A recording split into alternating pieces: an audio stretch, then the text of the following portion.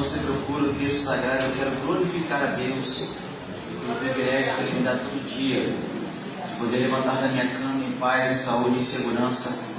E além disso, me dá o privilégio de poder transmitir a sua ação da palavra. Glorifico a Deus por estar com os irmãos nessa nova casa. Glorifico a Deus por estar com o Senhor mais uma vez, pastor Jorge Gouveia. Prazer. Que as grandes do Deus de cada um sejam sobre o Senhor, sobre a sua família. Agradeço sempre pelo carinho que o Senhor tem comigo. Onde me vê, me trata muito bem. Sei que tem gente que às vezes nem não fala direito com a gente, mas se onde vê o mesmo carinho, muito obrigado por isso. Sabe que esse carinho é recíproco com o Senhor, com a sua família e também com a sua igreja, seu ministério. Vejo aqui muitos amigos, a minha amiga Leila, seu esposo, nosso amigo pastor, sua família. Receba meu abraço, meu carinho a todos. Que as bênçãos do Deus de Abraão estejam sobre a nossa vida, amém, irmãos? Gênesis, minha amiga, cadê a cantora? Ali, Deus abençoe minha amiga, instrumentos de Deus. Gênesis capítulo 15. Depois dessas coisas, veio a palavra do Senhor a Abraão. Deus abençoe ele. Vamos repetir, irmãos. Depois dessas coisas, veio a palavra do Senhor a Abraão em visão, dizendo: Não temas, Abraão, eu sou o teu escudo, o teu grandíssimo galardão. Então disse Abraão ao Senhor: Senhor Jeová, o que me has de dar? Pois tenho andado sem filhos, e mordomo da minha casa é Damasceno Eliezer. E disse mais Abraão: Eis que não tem me dado filho, porém um nascido em minha casa será meu herdeiro. Eis que veio a palavra dele mais uma vez, dizendo: Este não será seu herdeiro, Abraão, mas sim aquele que de ti for gerado. Este sim será seu herdeiro. Então o levou para fora. Repita comigo, então. O levou para fora. E disse: Olha agora para os céus, e comece a contar as estrelas, se tu for capaz de contá-las. Assim será o tamanho da sua descendência. Versículo 7. Disse mais o Senhor a Abraão: Eu sou o Senhor teu Deus, que te tirei da terra de Ur dos caldeus, para te dar essa terra por herança. Amém, irmãos? Põe a mão no seu coração, feche seus olhos. Deus de Abraão, de Isaac e de Jacó, nós estamos reunidos por mais uma vez em tua presença, Pai. Te peço que assim como tu foste conosco no começo desse culto, Pai, te peço que esteja conosco também no momento dessa palavra. Deus, que nessa noite haja renovo espiritual, que nessa noite possamos sair daqui renovados, santificados, cheios da tua palavra, Pai.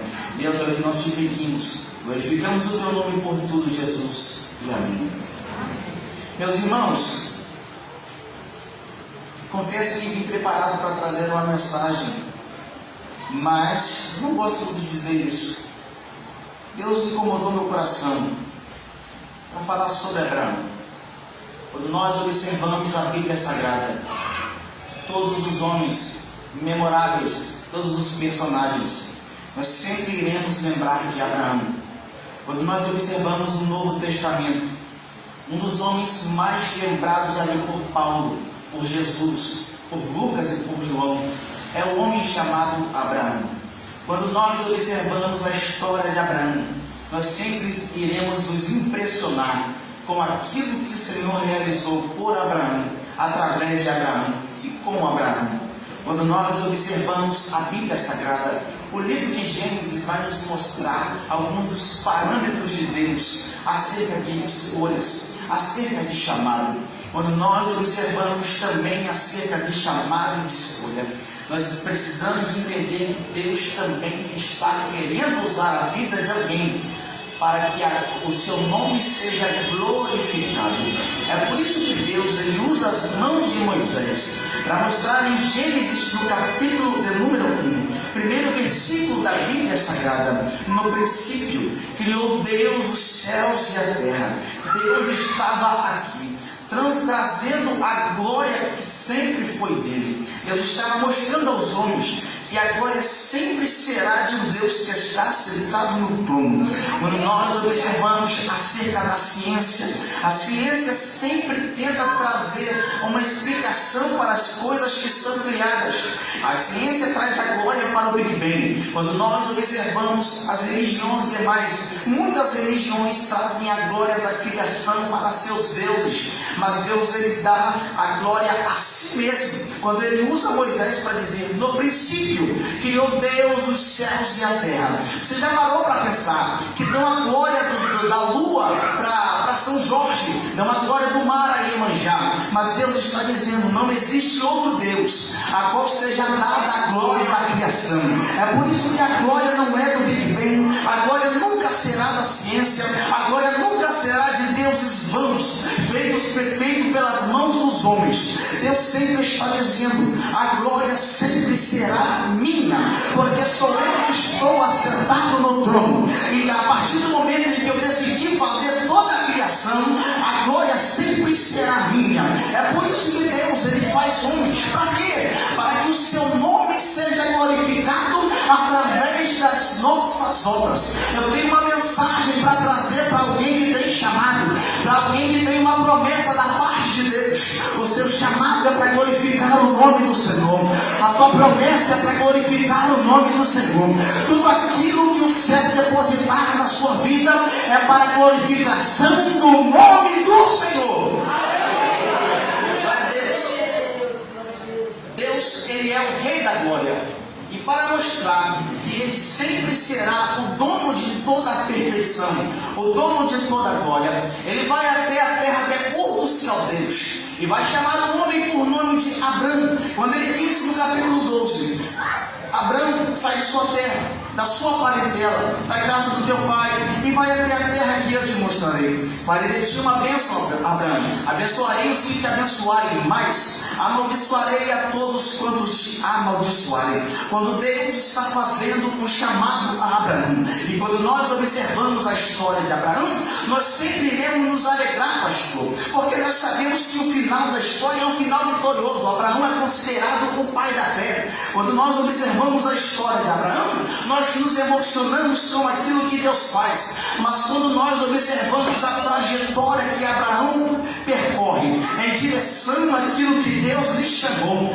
nós também iremos nos impressionar, mas nós iremos nos assustar. Por quê? Porque Deus está prometendo, primeiro, descendência a alguém que não pode gerar semente, pastor, alguém que não pode ser pai. Pela lógica do homem, Abraão estava impossibilitado de gerar semente, porque Abraão e Sara eram um casal que era estéril. A esterilidade tira a possibilidade humana de gerar sementes, mas Deus está dizendo assim: Abraão, fica tranquilo, porque se foi eu que te chamei, sou eu que garanto a sua vitória.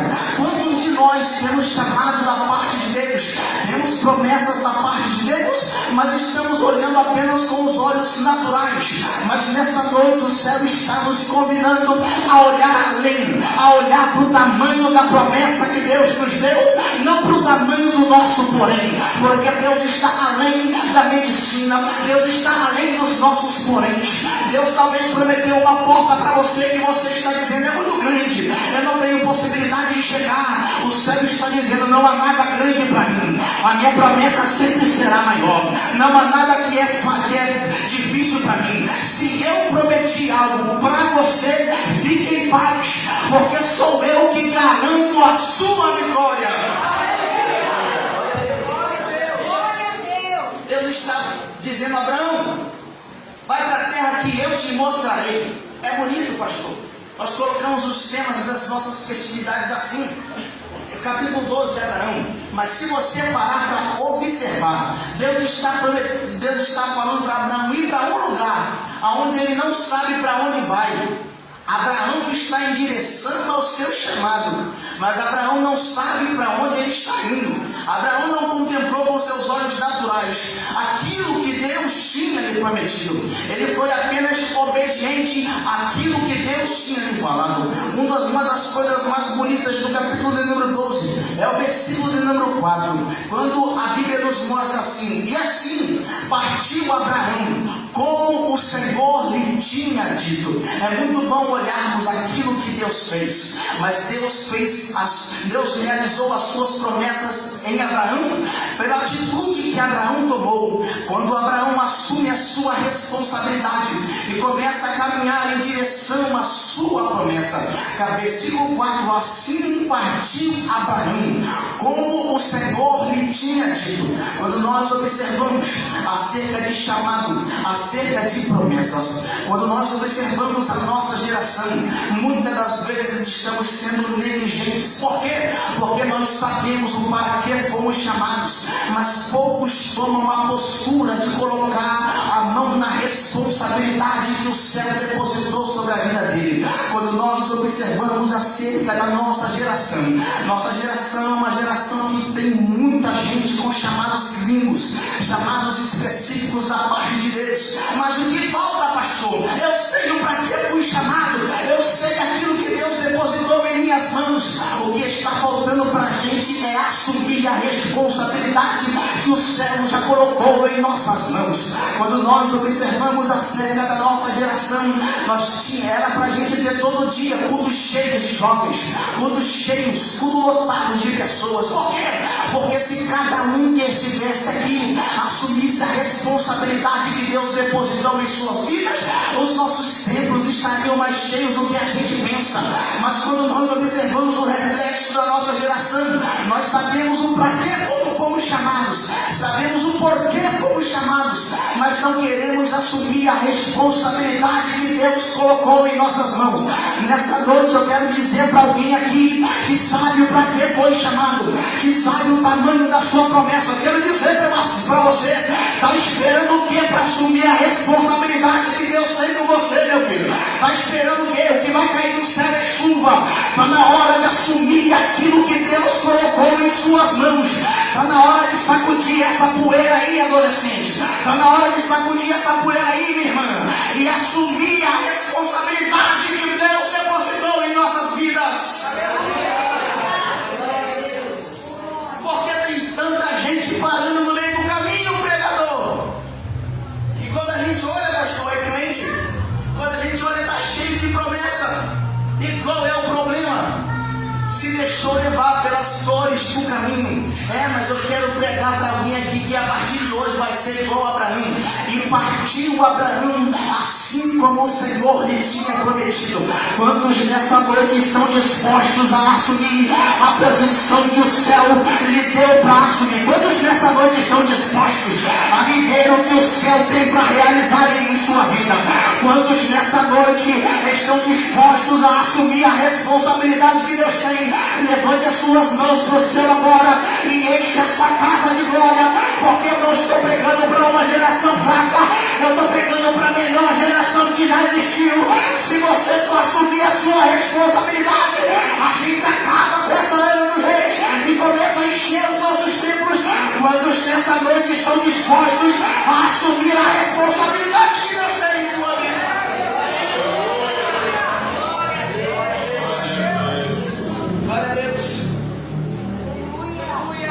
Quando nós observamos o decorrer da história de Abraão, quando nós chegamos no capítulo de número 13, nós vamos ver que Abraão ele carrega consigo algumas pessoas. Entre essas pessoas ele leva seu sobrinho Ló. E no meio dessa trajetória, pastor, a trajetória de Abraão até a terra que Deus lhe prometeu, no meio dessa trajetória começam a acontecer alguns conflitos. E esses conflitos já estavam talvez atrapalhando Abraão em sua trajetória. É por isso que ele chega até a Ló, seu sobrinho, e diz assim: Ló, escolhe você o caminho que você quer ir, e eu irei pelo outro caminho. Quando nós observamos aqui, Abraão está fazendo uma das maiores escolhas do seu chamado.